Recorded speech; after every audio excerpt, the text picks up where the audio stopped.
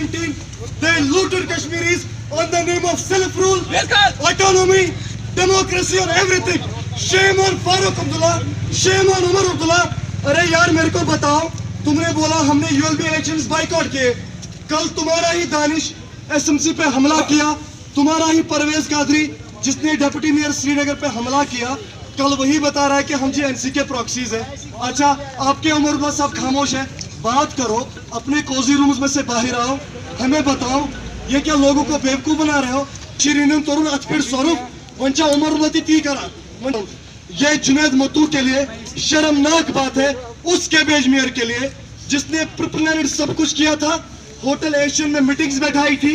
अच्छा, 40 उन बंदूक को पास दिया था जिनके 26 FIRs लगे हुए हैं, उन बंदूक को सामने लाया। उसके बाद अभी जब हमारा डिप्टी मेयर अंदर आने ही वाला था, जिससे गणेश गमुत उसके ऊपर वार किया गया। Shame on democracy of India, shame on RSS, shame on Junaid Muttu. He is the same Junaid Muttu who is paid by RSS, who is paid by BJP, who is paid by whosoever is connected with RSS.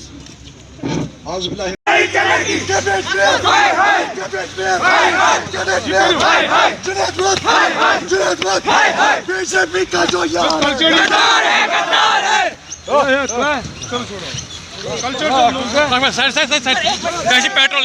Petrol